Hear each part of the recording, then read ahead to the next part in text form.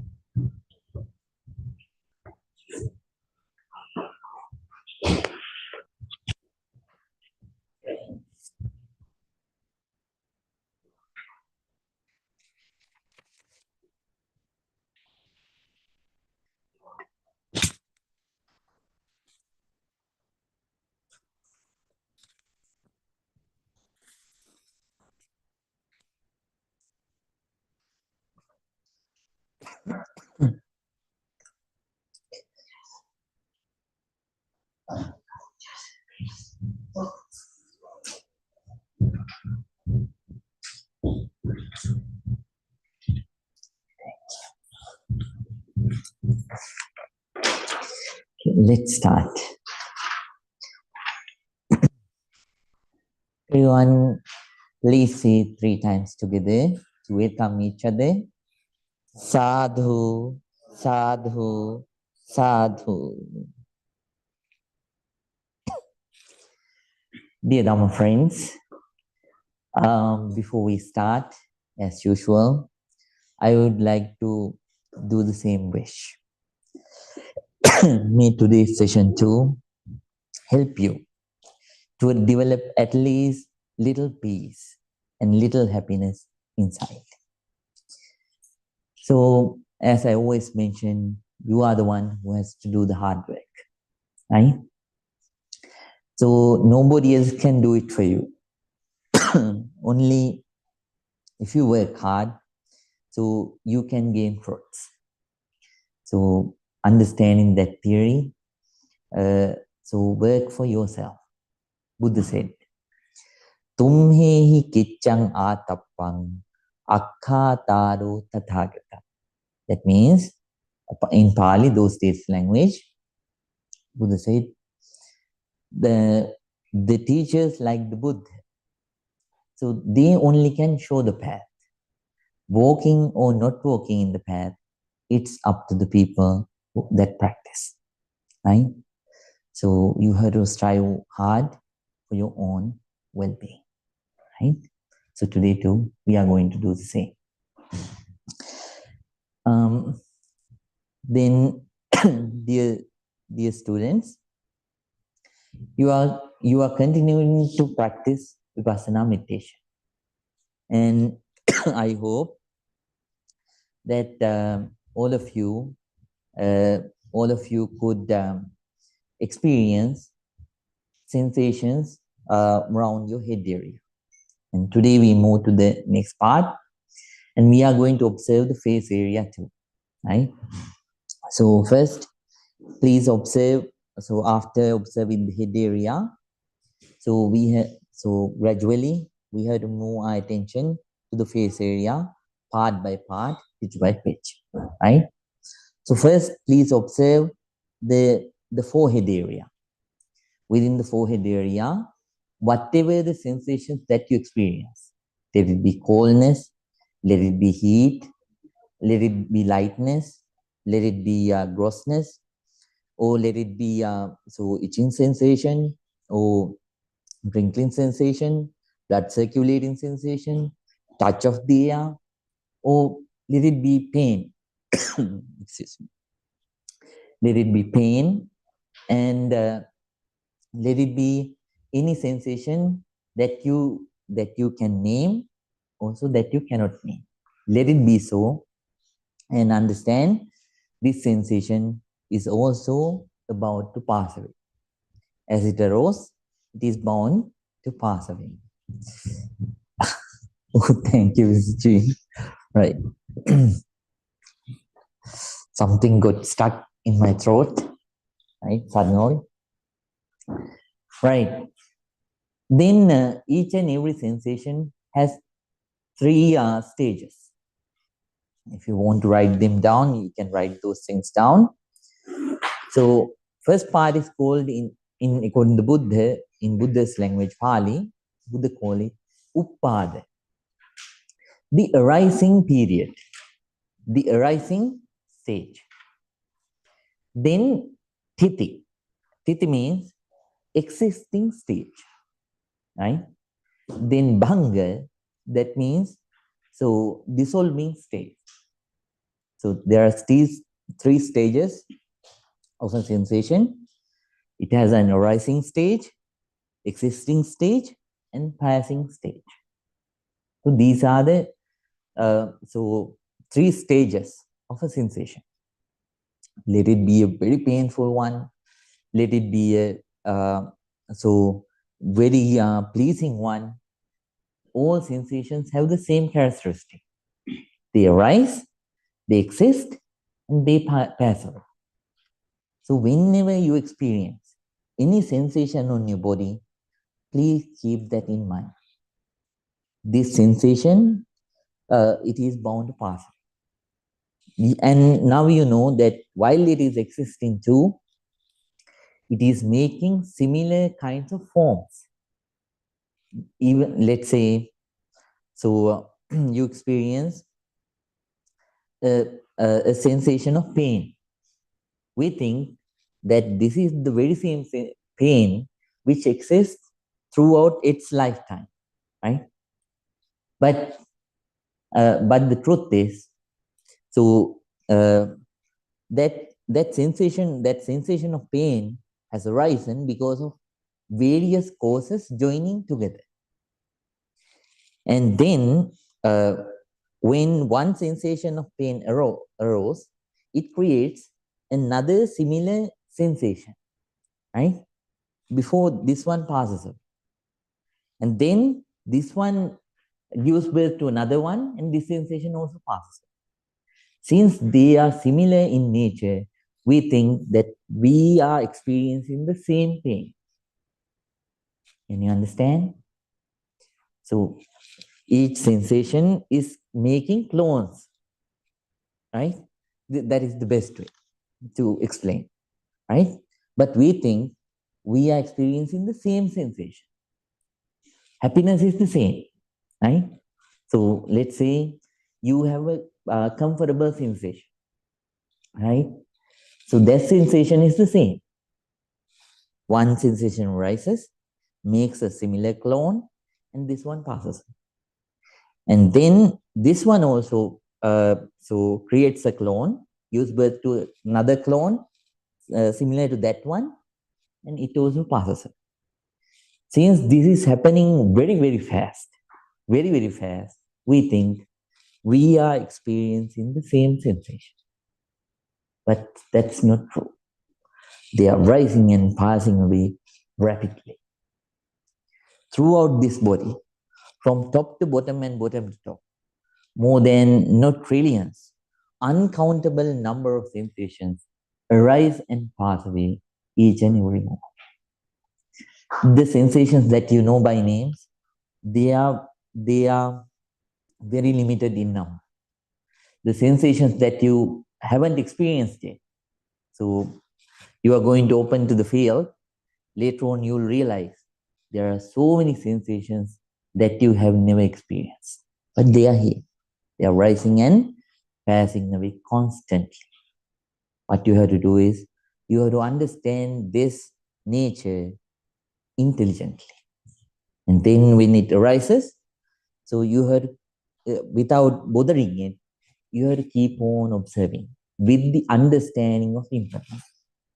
This sensation is also bound to pass away, is impermanent change. Just as it arose, it will exist, and finally it will pass away. Giving then at the very same place, another sensation will arise. It is not different from the previous sensation. This is also bound to pass away. That's what we call life. Life is reacting to these sensations, right? So, at the same time, this also gives you a very good life lesson too, to look outside. When incidents happen in the outside world too, you have to understand. Things happen. Sometimes things go well, and sometimes things don't go well. At such times, when you feel pain, this is a very good lesson to think of. This is also bound to pass up. You have to keep observing, and then you will see these outside incidents too. They have a stage of arising, they have a stage of existing, and they also have a stage of passing away, right? So, in social media, there are videos that go viral. First, it picks up. Then people start sharing it constantly, right? Then after that, there's period that people even don't know about doing, right? It is the same. So then it is a good life lesson too. So focus on your forehead first, and then observe whatever the sensations that arise within this area. Please observe with this understanding. Whenever you felt a sensation, then remind yourself the sensation is also bound to pass away, and then move to the next part. Then please observe your right eyebrows, right? So on your right eyebrows, whatever sensations that arise, please observe. And whenever you feel the sensation, so let it be a real one. Observe it with the mind which is bound with this very moment, and remind yourself this sensation is also bound to pass away. Then please move your attention to the left eyebrow. And then after that, please observe the sensations on your both eyes. So then right eye, then left eye, right? Then after that, so please move your attention to your nose. On your nose too, whatever sensation that you can feel it, and then understand this sensation is also bound to pass, right? Then please go to the right cheek, then left cheek, then upper lip, right? After observing the sensations on your upper lip, then please observe the sensations on your lower lip, and finally end up your observation at the end on your chin, right? So part by part, pitch by pitch. So please observe very patiently, with a very calm mind, with a very quiet mind, with a very patient mind. So this is yet only for the old students. So new students will be taught this very technique. So from the beginning in the next month, right? So they are requested to practice breathing meditation, right? How you practice breathing meditation is, please observe the breath when it is coming in, and please observe the breath when it is going out. Keep on being completely aware, right? So if it is long, if it is short, if it is soft, if it is cross, let it be so. Just keep on being aware about the nature of your current breath, right? And keep on focusing on that breath, right? And at the same time,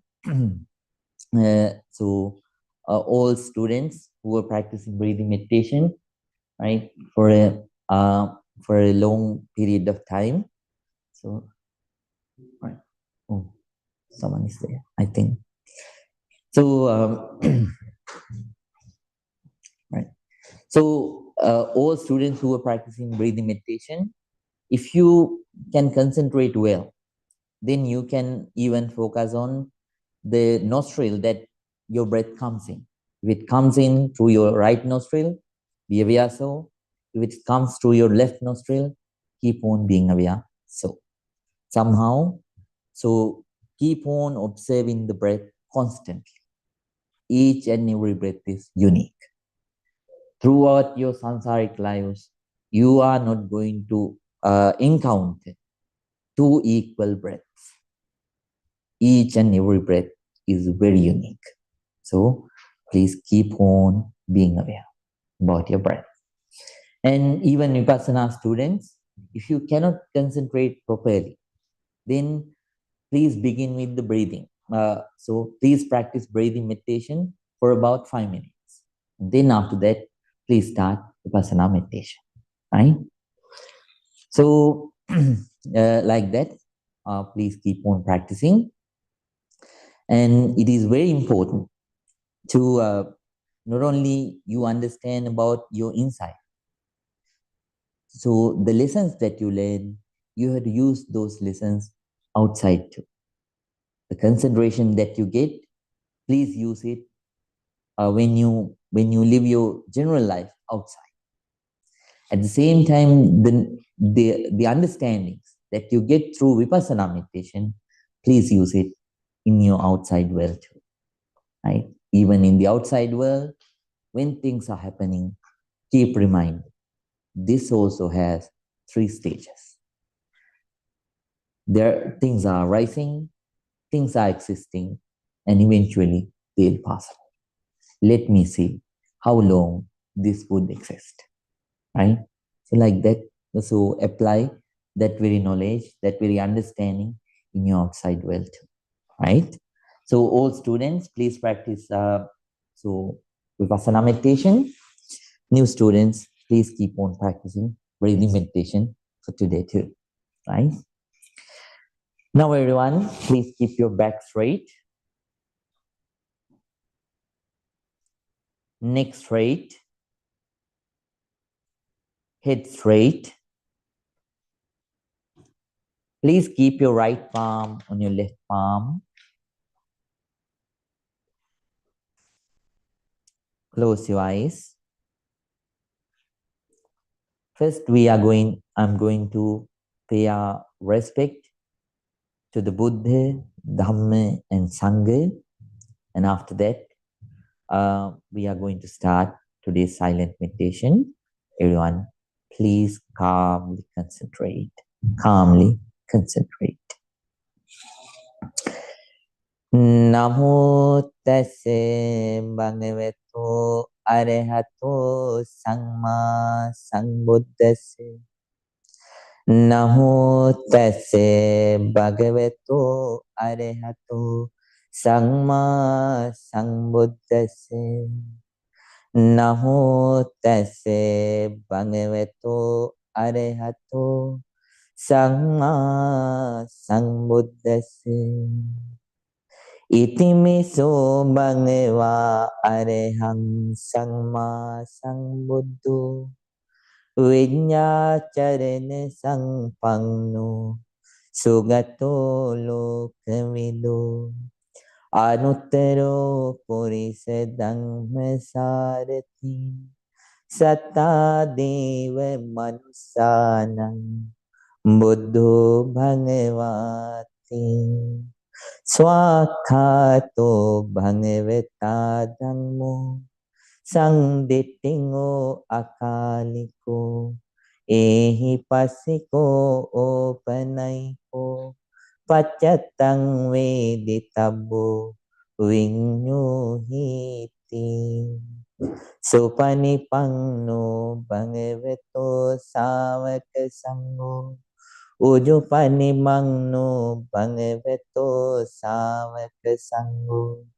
Nyaya patipanno bhagavato savaka sangho Sami Chimanipanno bhagavato savaka sangho Yadidang chattari purisa yogani Atte purisa puggala Esa bhagavato savaka sangho Ahuneyo pahuneyo Dakineyo anjali karaniyo Anutterang punyakitang lokasati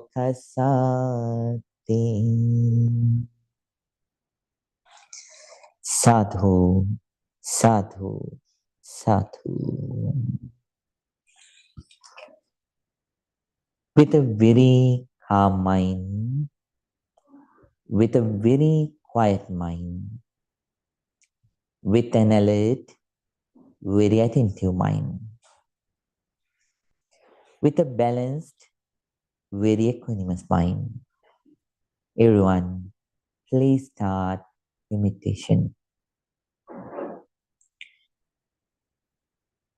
If you are practicing breathing meditation, please do so. If you are practicing Vipassana meditation, please do so. Whatever the meditation practice that you are practicing right now, may your meditation be very, very successful. Work very ardently, very patiently, continuously for your own well-being, for your own betterment. Keep on practicing.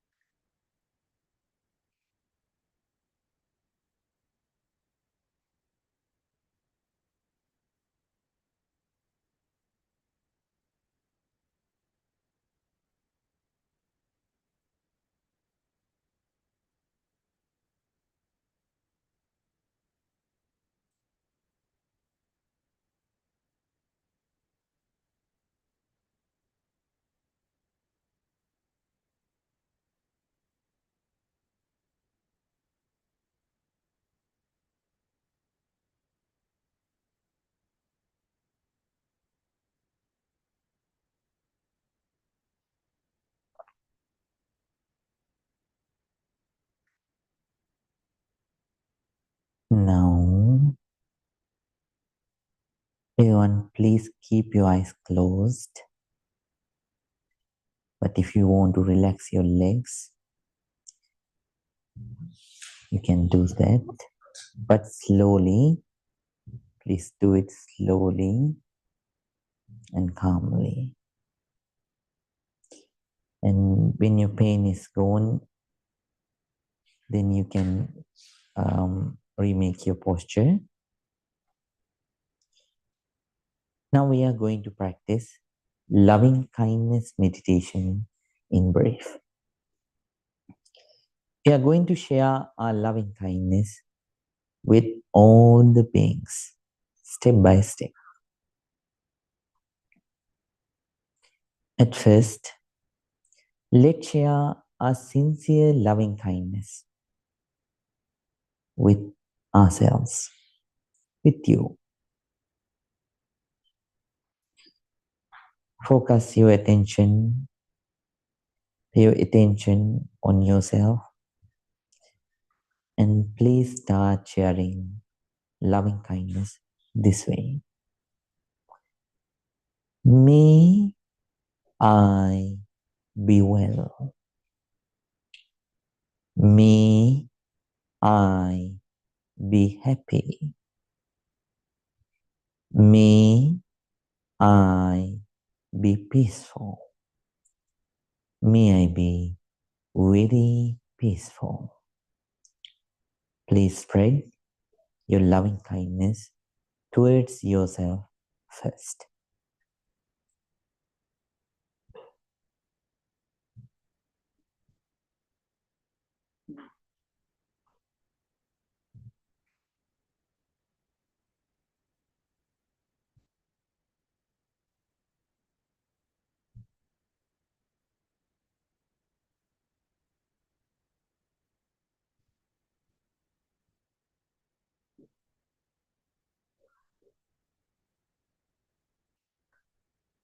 Now, please spread your loving kindness towards your dear parents, teachers, relatives, and friends.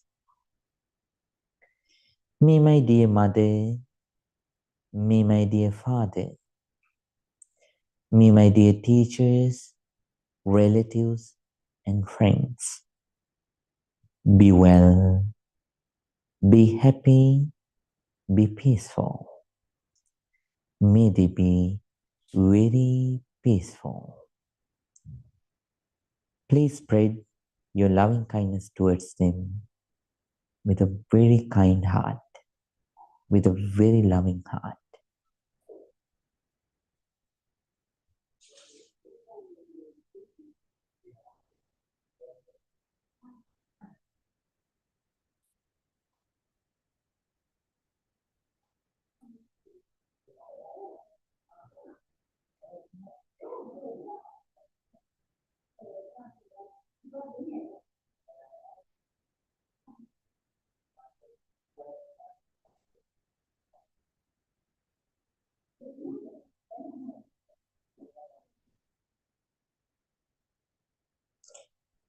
Now, please spread your loving kindness towards the neutral people, the people who are not your friends, at the same time, who are not your enemies, those few people who exist in the middle,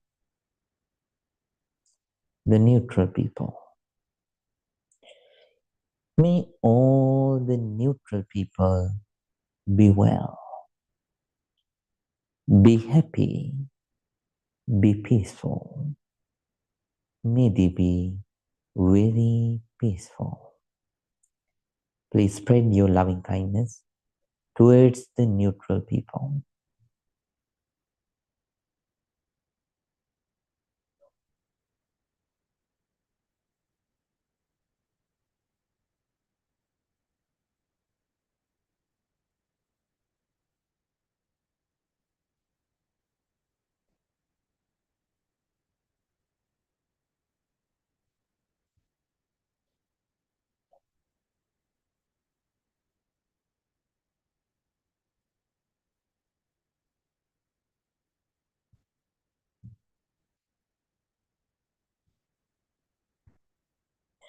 Now, please spread your loving kindness towards your enemies.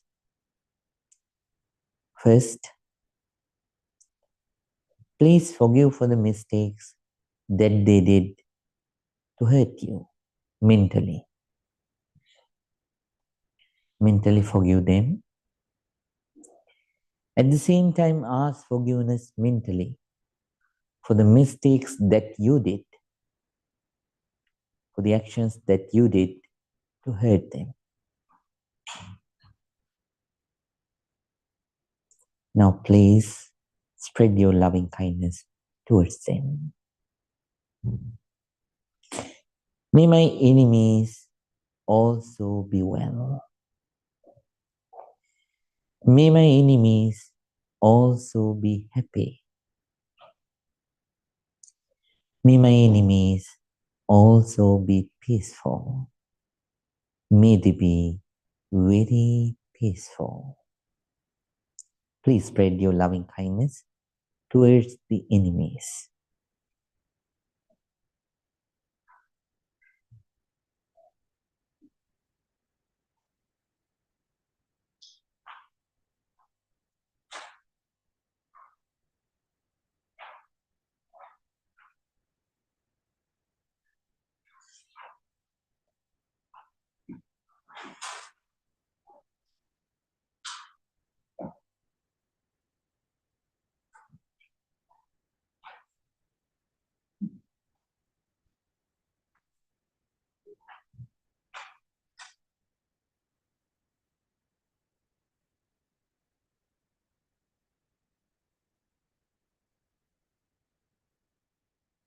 Now,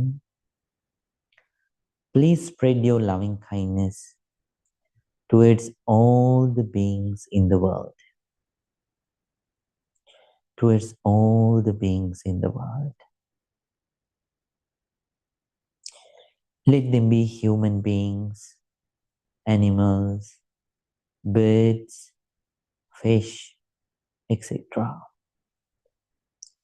Let them be visible or invisible, capable or incapable, beautiful or ugly, regardless of various kinds of differences that you have. Let's share our loving kindness with all of them. May all beings be well. May all beings be happy. May all beings be peaceful. Peaceful. May they be very peaceful. Please spread your loving kindness towards all the beings in the world.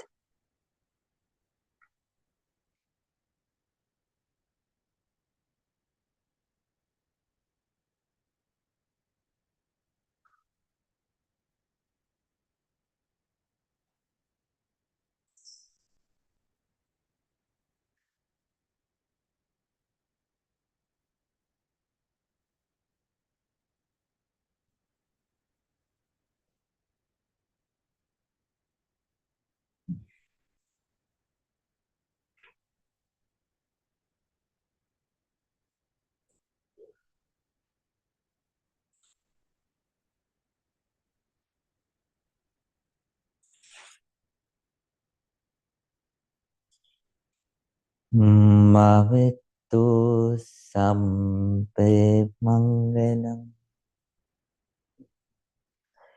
rakantu sampe divatam samme buddhanubhavi samme dhammanubhavi samme sanghanubhavi sada sutti bhavang Tuti.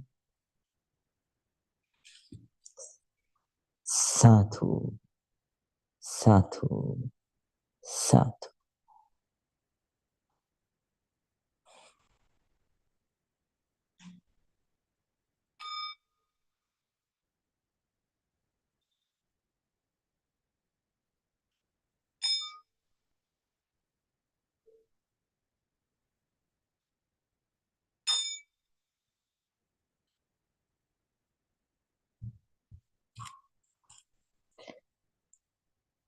Now everyone, very calmly and peacefully, please open your eyes.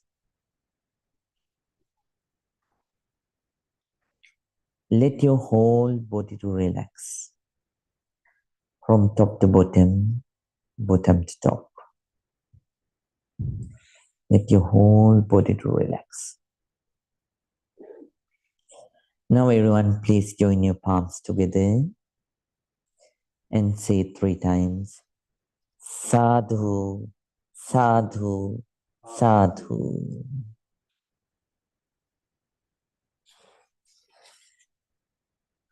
Dear Dhamma friends, hope you all had a very good meditation session. The, the focus that you give, that is also important. There may be so many things that are attached to you, that are related to you in the outside world. But whenever you sit to meditate, please be alone. Think that you are the only person so in this whole environment, right? So don't think about the person who is sitting in the front, at the back. So, and at the same time, let go of all the activities that you are doing. So that you are doing at your workplaces and the conflicts that you are having in your life. So let all those things go and give your entire attention, complete attention to the meditation. And they are bound, then you're bound to be successful. You're bound to be successful and you're bound to be successful, right?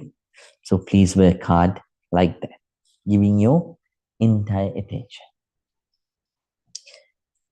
So now you are progressing in the path and getting more and more insight about your life. And last week we started talking about the three characteristics of a life. So we talked about the first one. Can you remember? Whole. What is the topic that we discussed in the last week? The first characteristic of life: impermanence. So the first characteristic of life is impermanence. And there are another 2 characteristics of life. So it doesn't matter whether we belong to any group. So there are so many human groups, right? So we say, so this is an Asian, this is a European, this is an American, this is so like this is an African, like that. We have categorizations, and then after that we have various kinds of human categorization, right? So not only so these characteristics are not only limited to these human groups, not only all human beings. These characteristics are common to all the beings in the world. From amoeba to the Brahman, all of them have these 3 characteristics in their life. So first one we already discussed. That is impermanence. And today we are going to learn about the second characteristic of life. Right? This one also common to all the beings in the world. From amoeba to Brahmas, so everyone have this second characteristic too. What is that? Second one is suffering, dukkha. But the word suffering cannot give the exact meaning. What this word dukkha defines, right? So, so this word dukkha is there in Asian languages even today. So, so, so in certain languages you say dukkho, right? And then we say dukkha, and then duk in certain languages, and even in Tamil you have tunbam. So yeah, tunbam has derived from the word dukkha. The exact Tamil word is wali, right?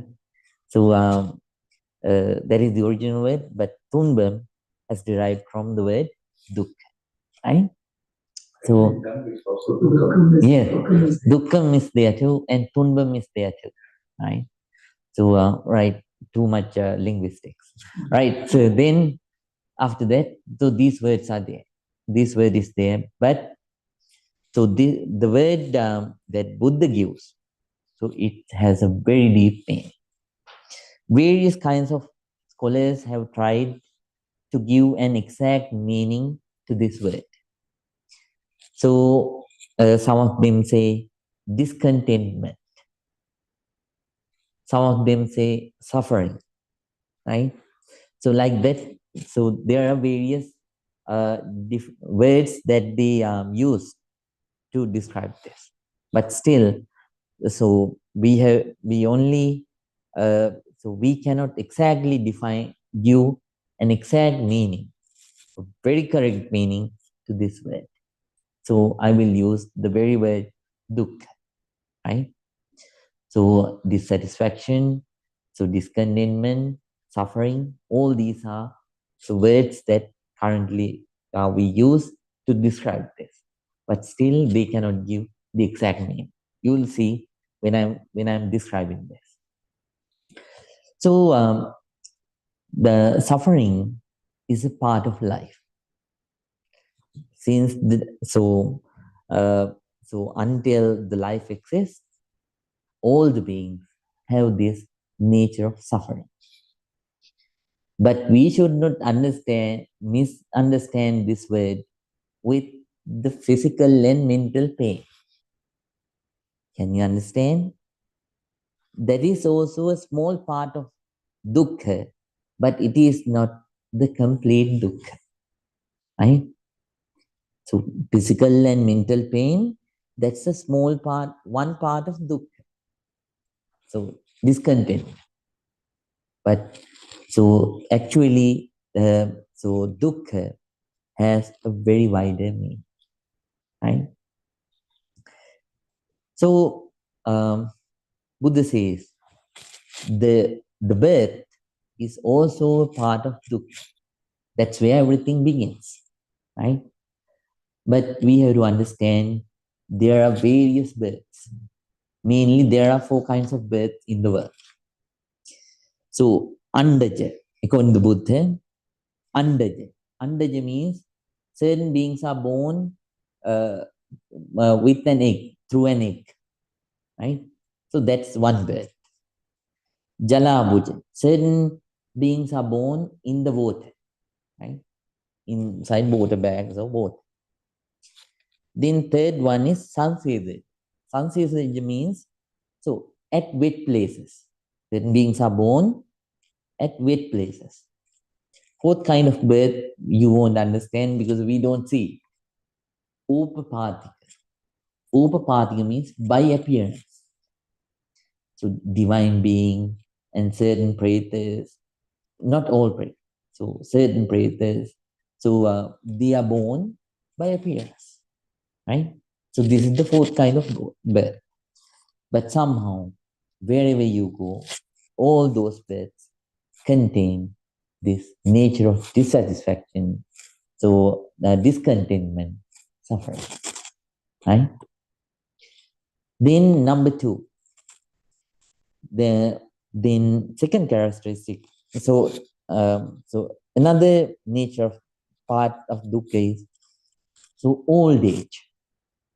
So decaying, old age, not old, decaying, getting old, decaying. So so certain people might think, oh, we are young. We don't have that dukkha yet. No, no, no. This is not about that. This is not limited to the old age. This is about the continuous decay. Can you understand? We are continuously decaying. So all these so discriminations like this is a baby, this is a young man, this is a middle-aged person, this is an old person. These are just general peoples. So recognizing so ways of recognizing the shapes of this decay. So according when this nature of decaying continuous, the body so evolves, right? So did you understand, Mr. Kevin? Right. The body evolves, and then it has stages, right? But decaying, it is continuous. So there is no any part of our life where you won't encounter decay, right? So throughout our life, we have this nature of decay. So decaying is suffering, brings discontentment, right? From outside, by appearance, we will think, so we are young, so we don't have decay, but we are continuously decaying, right? So then this nature is there. It brings dissatisfaction, discontentment, suffering. So is there any being who can say, no, they won't bring suffering, that nature won't bring suffering? No, it brings suffering to all the beings, right? Then third thing, so sickness. Sickness is also a part of suffering. So this nature is inside us too. Wherever you go, you can't escape from sickness. There are two sicknesses that we constantly encounter every day. I have taught you, very nice, good Jane, hunger and thirst, right? So these are two sicknesses that we encounter throughout the life, every day, right? So sickness is also, is that happiness? Does it bring contentment? No. It brings suffering. It brings discontentment, dissatisfaction. So it doesn't matter whether that's a human being or an amoeba or so a divine being or any being, all of them face the same situation. They suffer, right? Then fourth nature of suffering, fourth part of suffering, death. Death is also a part of suffering, right? So death can happen according to so four ways. If you want to write this down, you can write them down. So number one, certain people die when their karma is over. So karma is over means certain people you might have seen that they die so at the mother's womb or during the delivery. So during the infant age or during the so young age or when they are young, when they are at the middle age, they pass on. That's when their karma is over. So their karma, the karmic energy that they brought, so it's over. There is this very strong past bad karma has come out. So they pass away. That's the first kind of death. Second kind of death is certain people die when they reach the maximum human life expectation. Right? For an example, nowadays, according to WHO, it's 75 for a man and 77 for a woman, right? Let's say someone reach up to that age and pass away. That is called, so the life the death which happened because that person's lifespan is so. Then there are certain other beings who exceed they stay healthy and they exceed this human life expectation point, and then they live a very long time. So recently too, we could go and attend a funeral. So she of a grandma, Vietnamese grandma. She lived 97 years and passed away just last week. So last Sunday evening, right? Sunday morning, she passed away. Until then, she had certain health difficulties, but overall she was good. So like that, there are certain people, and I know certain Bantes who lived 114 years, 103 years, 107 years. And one Bante, he was 103. And when one software engineer went to visit him, so he was studying computer. And then that software engineer, this happened in 90s, right? That software engineer asked, "What are you doing, Bante?" At this old age, I was studying computer science. Then that one said, "I'm not studying it for this life. I'm studying it for next life." So somehow, he was so sharp until he passed away and he was 103 or 104. And then, so like that, there are people.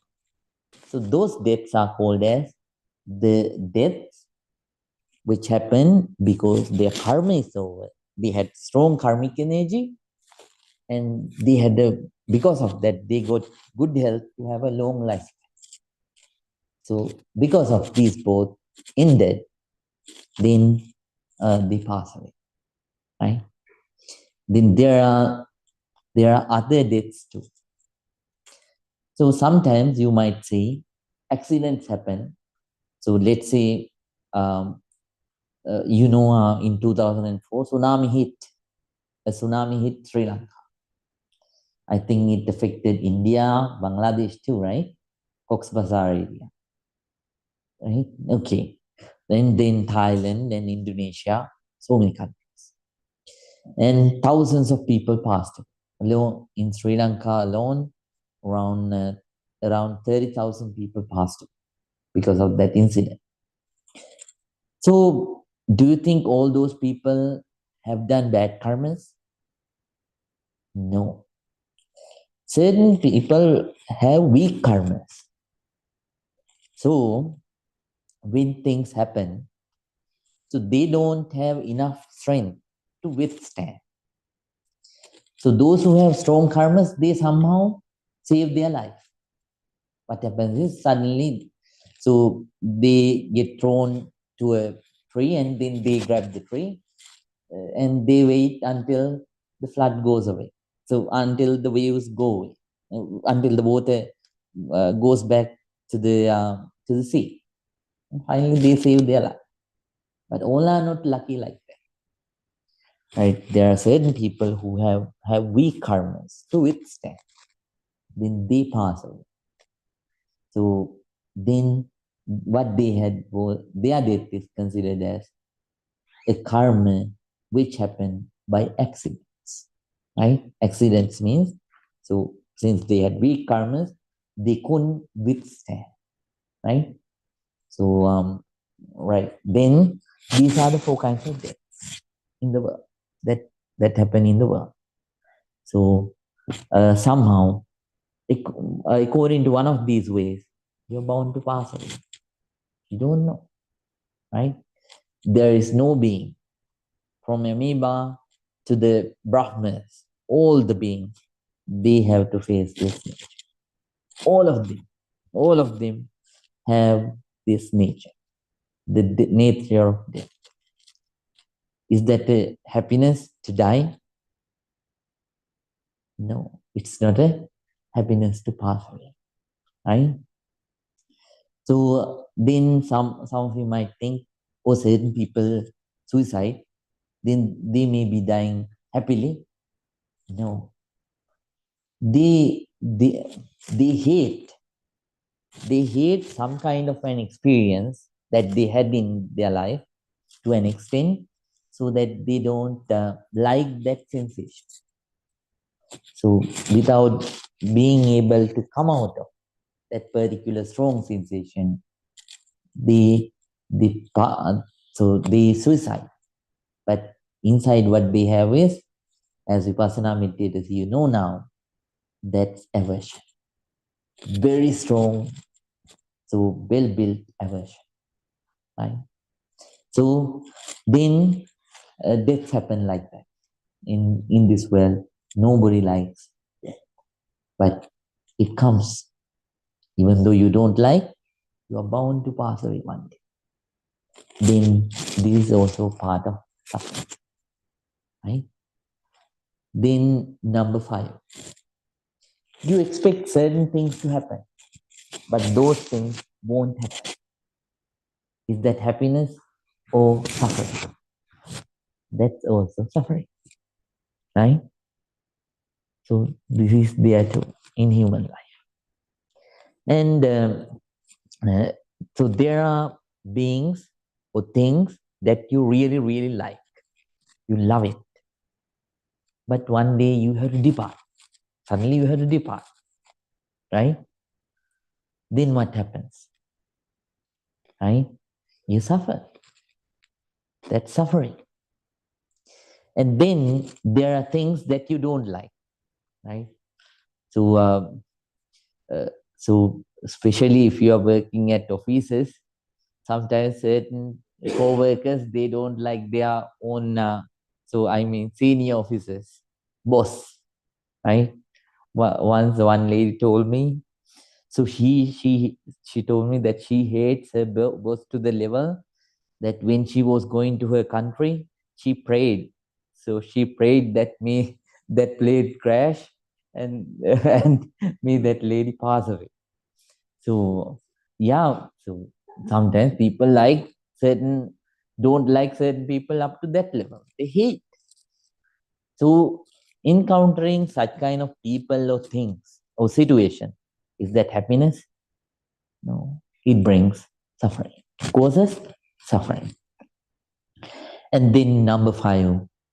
So the existence of 5 aggregates, that is also suffering.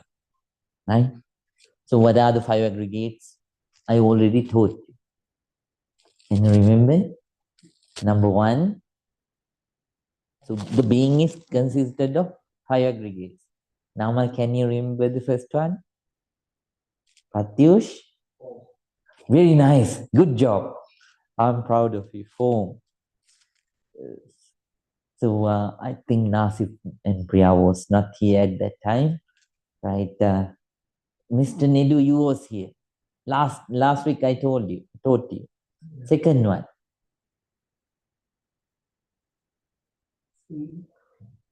What is it? Seeing object. Oh, divine being. No. Yes? Perception? Yes, perception. So that's the third one. Mr. Kevin? Right. Feelings. Very nice. Very nice, Mr. Rina. Feeling.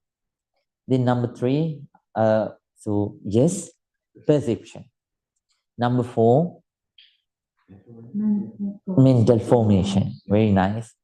Number 5, right. It's very nice, Mrs. Shant, consciousness. Good job. So certain students are very good.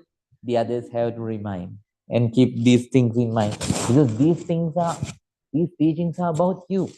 So this is who you are. So you have these natures inside, right? So even though you know about these things or you don't know about these things, so they are there, bound to be there, right? So all those 5 things. So none of them work according to your orders. The form doesn't work according to your orders. rise and pass away according to its own nature. And then feelings, they are the same, right? Sensations, let's say you feel a pain, sensation of pain. You order the sensation. Oh, pain, I don't like you, I hate you.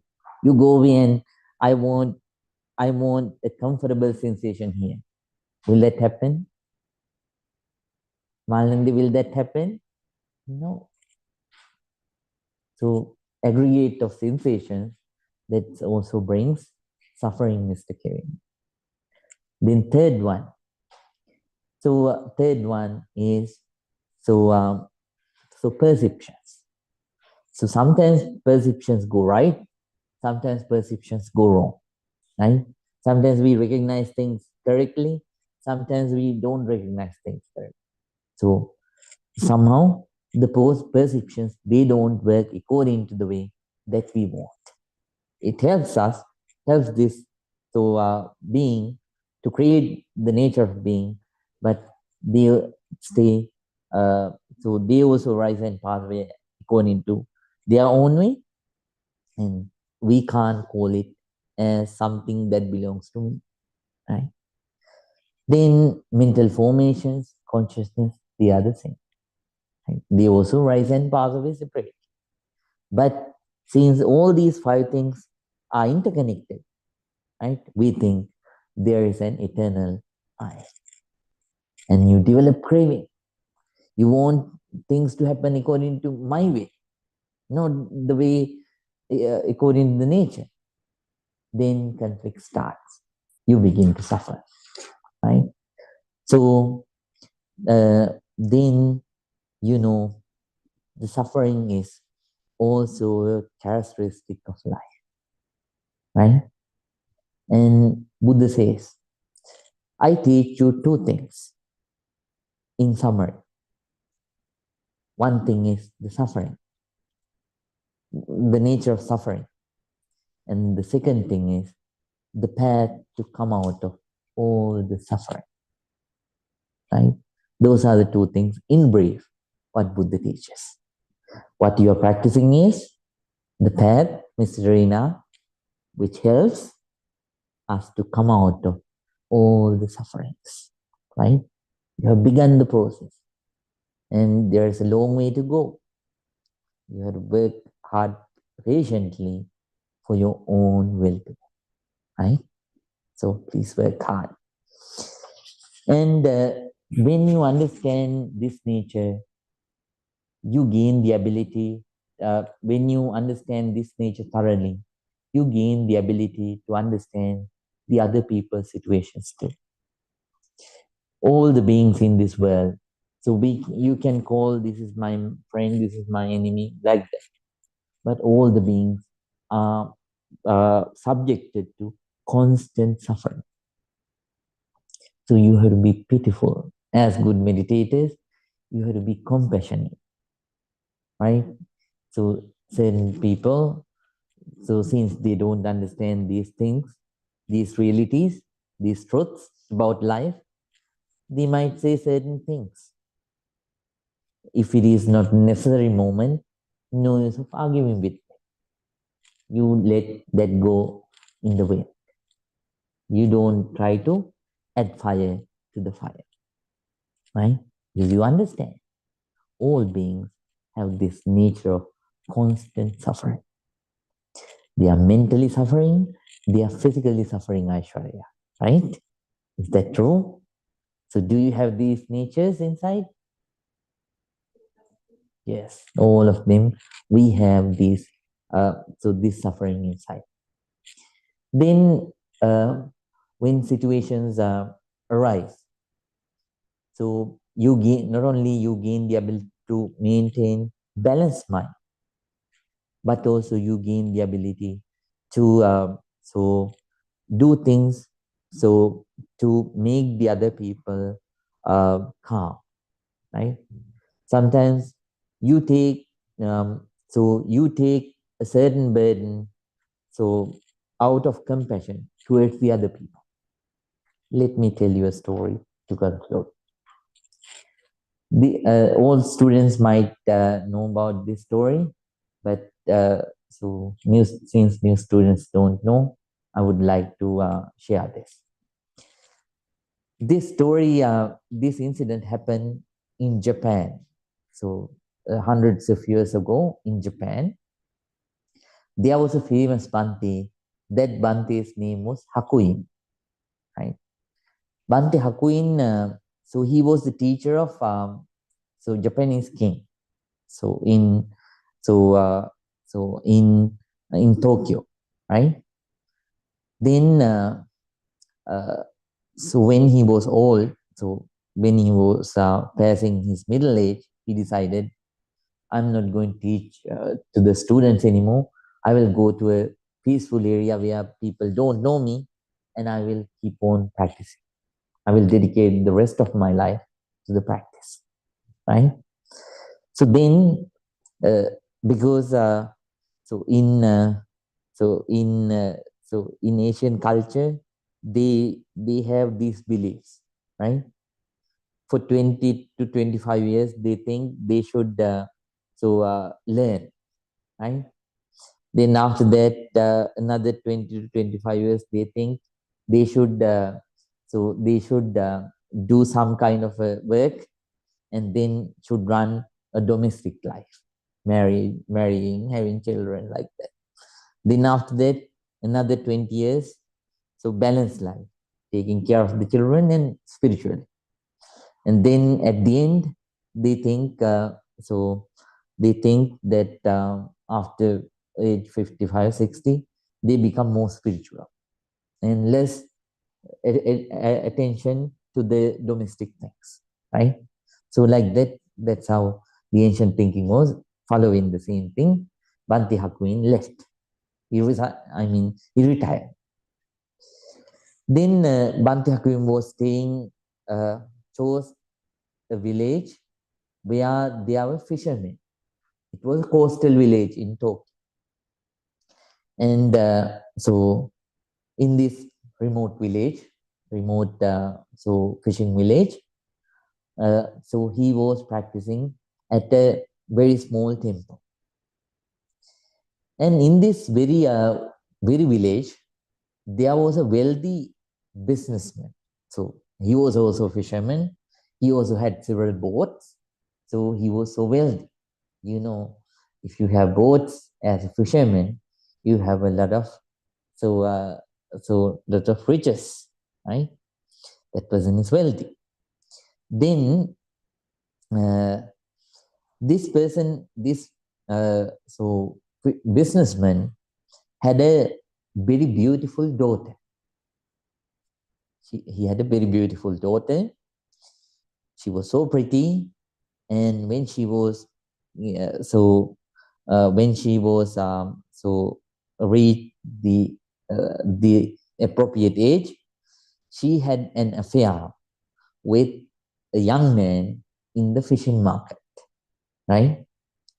Then then this businessman got to know about this, and then the fishermen, those who are indulging in so I had been living in such kind of village, so uh, so they are little bit hot tempered, right? So they are little bit hot tempered, and then this businessman, he also was not different. He also was very hot temper, an individual with very hot temper, quick temper. He got so angry, and he took his daughter by her neck and told her, threatened her, tell me right now, who is the person who did this to you? Right now, with the very knife that I cut fish into pieces, I will cut that person into pieces right now. Tell me the name. Then that girl, she was so scared.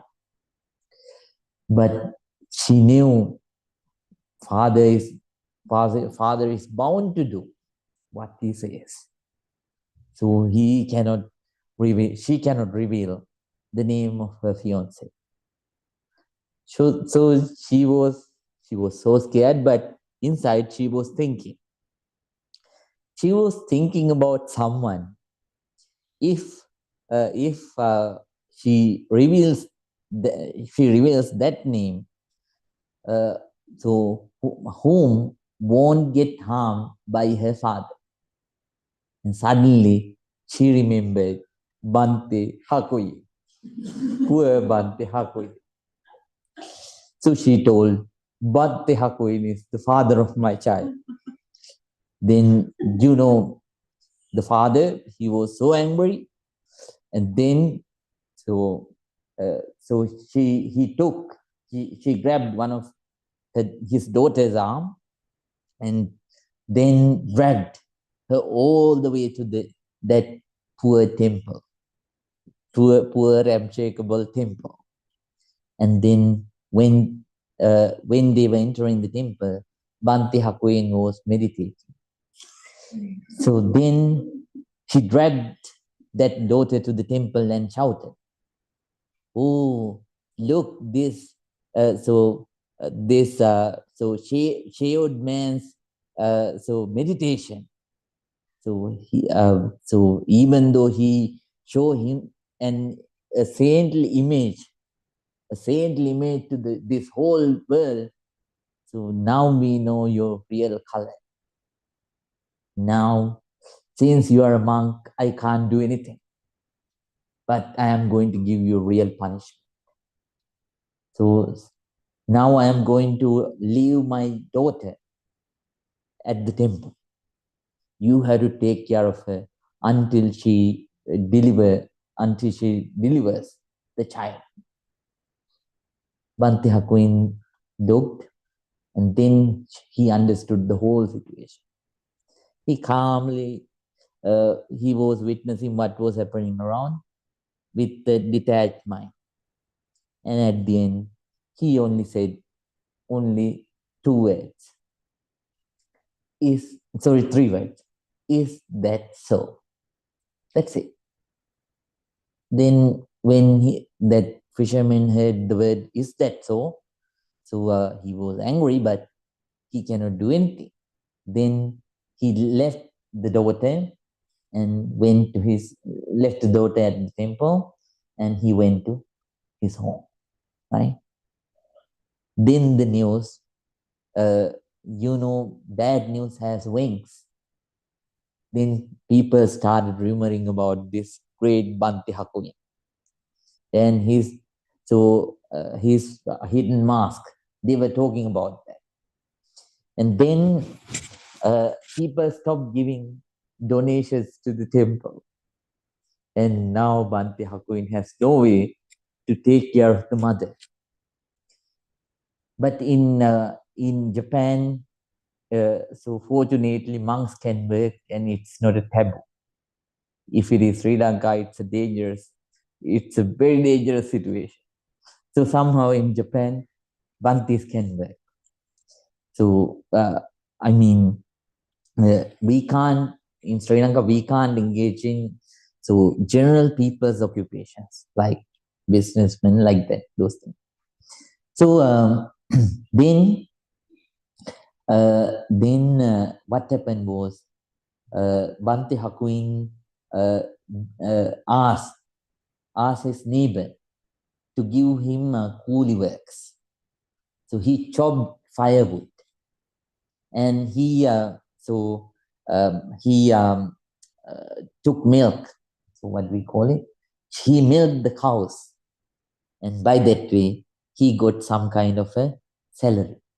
With that salary, so he was raising, he was nourishing the mother, helping the mother, and at the same time his meditation practice also continued as usual, right? After 8-9 months, she gave birth to a beautiful baby, and so the legacy continued for several more months, and finally the girl felt so sad about Banti Haku. Finally, she went to her fiance and told him. I can't witness this anymore. I can't bear this anymore. Bhante Hakuin is suffering because of our sin. So let our father to kill and chop both of us into pieces. Let's go and let's reveal him the truth. So both of them went to their father, so the girl's father, and knelt in front of him and begged for mercy, revealing the truth. Then that father so kept his both hands on his head and he started crying. Oh, what kind of a sinner I am. Because of these two fools, I gave pain to a great Bhante Hakui. He is a taintless great monk. I have wronged him. So again, he took his son-in-law, his daughter and son-in-law both. He grabbed them by both hands, and dragged them to the temple. And his wife followed him. The whole family went in front of Bhante Hakuin, knelt in front of him, and begged to forgive them. Bhante Hakuin, at that time too, Bhante Hakuin was meditating. He looked at that whole family very compassionately, and he only said the same three words: "Is that so?" That's it. So, so the child, was returned, and then everything was settled. Again, Bhante Hakuin's popularity grew, uh, uh, grew higher than it was earlier, right? So then the king of Japan, he got to know that Bhante Hakuin is in this fishing village, and then he helped. So he helped to build that temple. But Bhante Hakuin didn't want to build it, didn't want a bigger one. He built a small place to reside comfortably for his teacher, right? So that's how it is. So when you understand about this nature of universal nature of suffering in all beings, you feel pitiful. Sometimes you help the other people to um, to come out of their suffering, to control their suffering. So you even cannot cut off and destroy your suffering, right? Unless you attain the enlightenment. But you might help the other people to control, at least to control a bit their suffering, right? By taking certain burdens out of them, right?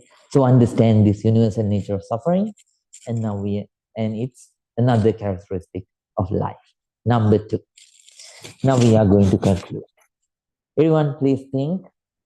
Together, all of us gathered here and practice this noble, non-sectarian, pure meditation technique, vipassana and breathing meditation. We accumulated a lot of positive energy. By the power of all this positive energy, please think. May all our troubles be away. May all the good things happen in our lives. May all of us be able to practice this Dhamma practice continuously, ardently, with a very strong determination and courage. And finally, eradicating all the negativities, developing all the positivities within. May all of us attain real peace, real happiness, Nibbana. With those thoughts, please join your palms together and concentrate to get blessings. අභිවාදන සීලිස නිච්ඡං වද්දා පචායිනෝ චත්තාරෝ ධම්මා වද්දන්තේ ආයුවන්නෝ සුඛං බලං ආයුරාෝග්‍ය සංපත්ති සග්ග සංපත්ති මේවච අතෝ නිම්මාන සංපත්ති ඉමිනාතේ samijjatu. May you all be well. May you all be happy. May you all be very, very peaceful. Very, very peaceful. Sukhi hotu. Good night to everyone. Now please take rest. See you again in the next week. Sukhi hotu.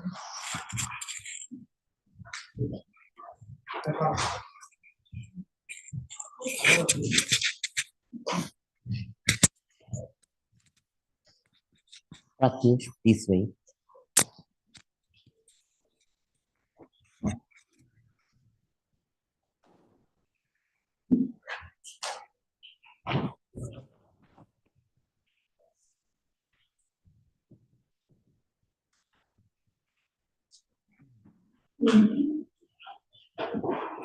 And good night, Asita Dini.